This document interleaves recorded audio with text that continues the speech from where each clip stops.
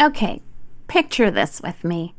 A man is crouched in a pit, working fast and quiet, glancing over his shoulder every few seconds. Now, he's not worried about getting caught stealing. He's worried about getting caught working. That's Gideon. Judges chapter 6, verse 11. And if Sunday school had lingered on that for maybe longer than 30 seconds, I think a lot of us would have grown up with a very different idea of what courage looked like. Welcome to She's So Scripture, where we take the text seriously, take ourselves a little less seriously, and let Scripture form us instead of just inform us. I'm Diane, and I'm glad you're here, so let's get started.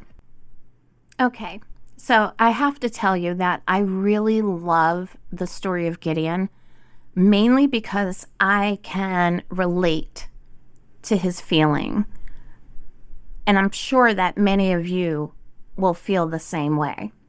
I need to set the scene first because the wine press doesn't land well unless you know what 7 years had already done to these people. Judges describes the Midianite raids almost like a natural disaster on repeat.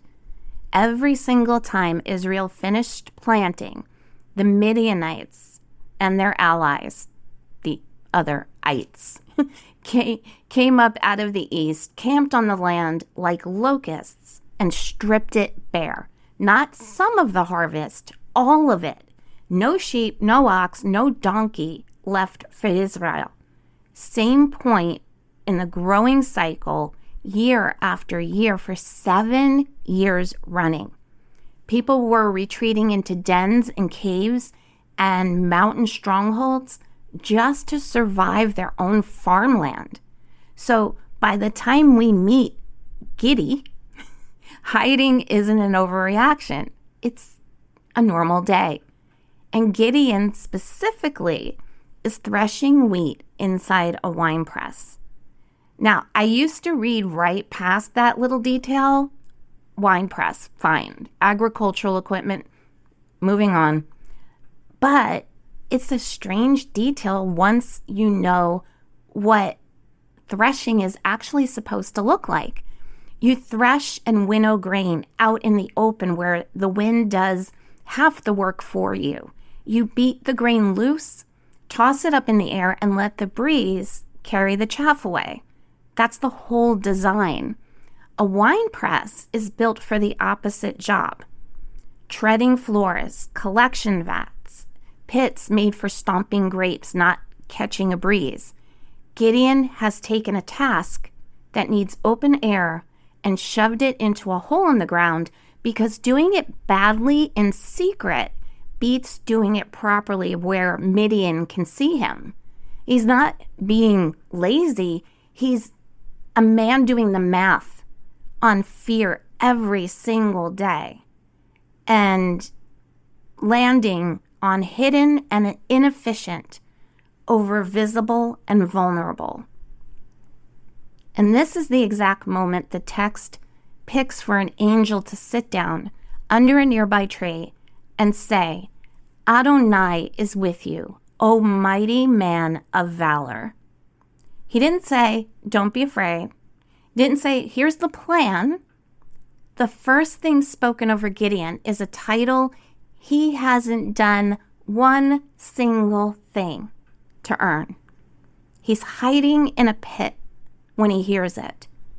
If anything, all the evidence in front of the angel points the other way entirely. And Gideon's response is basically, respectfully, are you sure you got the right guy? If the Lord is with us, he says, then why has all this happened to us? Where are all the wonders our fathers told us about? Didn't the Lord bring us up from Egypt? But now it seems like God has abandoned us and handed us over to Midian. That's not defiance. That's grief. A man who's watched his whole nation get ground down for 7 straight years and has stopped expecting rescue to show up on schedule, if it shows up at all. So this is grief speaking. God doesn't argue with him about the theology of it. He doesn't correct the grief, doesn't even acknowledge it really. Just repeats the assignment. Go in the strength of yours and deliver Israel. Have I not sent you? And Gideon's answer is one of my favorite lines in the whole story. Me? With what would I deliver Israel? My family is the weakest in Manasseh, and I'm the least in my father's house. He's not fishing for a compliment. I think he genuinely believes this about himself. 7 years of watching everyone around him lose will do that to a person. And God's answer isn't a pep talk either. It's just, I will be with you, and you will strike down Midian as if it were one man. Now Gideon asks for a sign and gets one. Fire coming up out of a bare rock right in front of him. Immediately after that, before any army gathers, before the fleece, Gideon builds an altar on that spot in Ophrah and names it Adonai Shalom. Adonai is peace. Look at the timing on that one. That name gets spoken before the battle, before the fleece even. Gideon has not seen a single Midianite fall. He has no army. He has one vision, one fire, and a title he doesn't feel he's earned yet. And out of that, he names the ground peace. Not victory, not deliverance, peace. Spoken into the story long before the war is anywhere near over. And then, having just built a monument to peace, Gideon goes and gets a fleece of wool anyway, because apparently peace is one thing and your average day's decision is another. You've probably heard putting out a fleece, even if you've never actually read this chapter. It's sort of become shorthand in a lot of Christian circles for asking God to confirm a decision with some kind of sign. You may have heard people say, I'm going to put out a fleece before the Lord. What almost nobody mentions is that Gideon does this twice, 2 separate nights, and the second request is not just a repeat of the first. So night 1, he asks for dew on the fleece while the ground around it stays bone dry. God grants it. Gideon wrings out a whole bowl full of water the next morning. Then Gideon flips the script. Dry fleece, wet ground.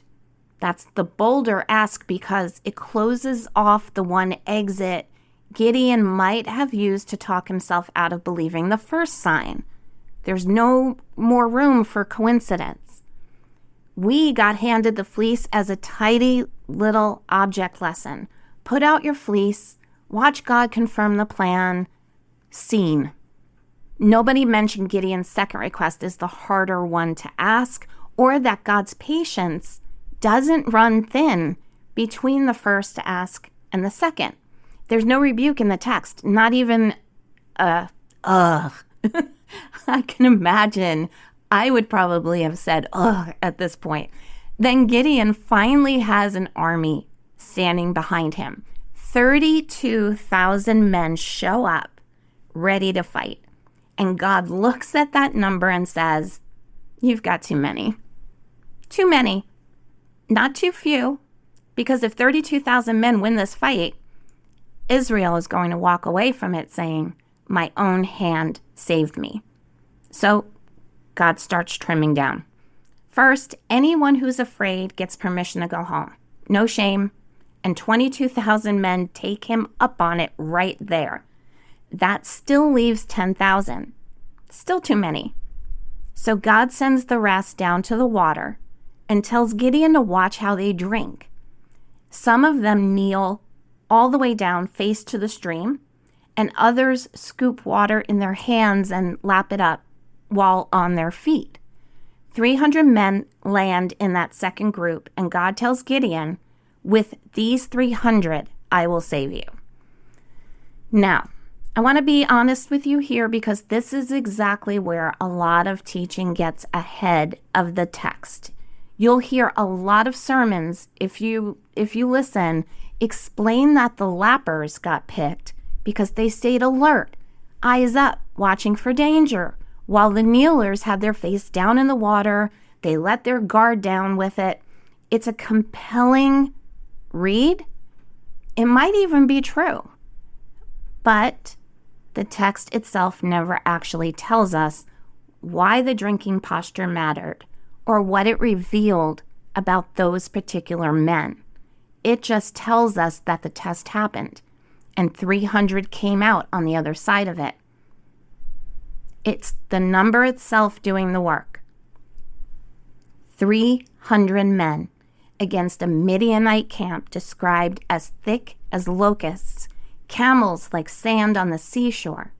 The whole point was never really about who those 300 were. It was about how impossible the math had to look before anyone could say, God did this instead of we did this. The equipment Gideon puts in their hands for the attack, by the way, is bizarre. Trumpets, empty clay jars, torches hidden inside the jars. Gideon watched his army shrink from an actual fighting force into something built to look impossible, and then had to lead it into battle anyway. And that's the arc that nobody gives you on a Sunday school felt board. It's not fearful farmer becomes confident hero. It's fearful farmer becomes a man leading 300 people with jars and trumpets, still not entirely sure of himself. And it works. It very specifically does not work because of anything our friend Giddy brought to the table, which brings me back to that altar. Easy to forget, it's even there by the time you get to the jars and the trumpets. Gideon named that ground peace before he had one single reason to expect it. That's the part I can't get past. He wasn't naming a feeling he had. He was naming a fact he hadn't seen yet. And here's what gets me every single time I come back to this story. Gideon is never told to stop being afraid. Nobody tells him to get his numbers up before God will use him. God doesn't wait for 32,000 men to feel like enough. God waits for 300 to feel like nowhere near enough and starts there anyway. So if you've spent years quietly convinced you're the least in your father's house, the weakest branch of a tired family tree, running your whole operation out of a hole in the ground, out of a wine press, notice who the angel sat down next to. Not the version of Gideon who'd already figured it all out. The one still covered in wheat dust, still checking over his shoulder, still half sure the whole thing was a case of mistaken identity. You don't have to get brave first. You don't have to shrink the calling down to a size that feels survivable to fail at.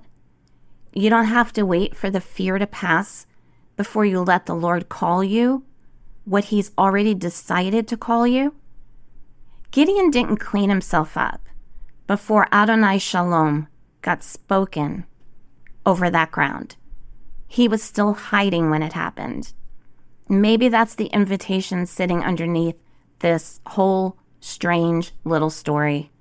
Not that you'll feel ready. Gideon never did. Not even standing over a dead Midianite camp with an empty jar still in his hand. But the word gets to come first for you too. Before the evidence, before the 10,000 shrinks to 300, before you've done one single thing to earn it. You just have to decide slowly, unevenly, fleece by fleece, whether you believe it.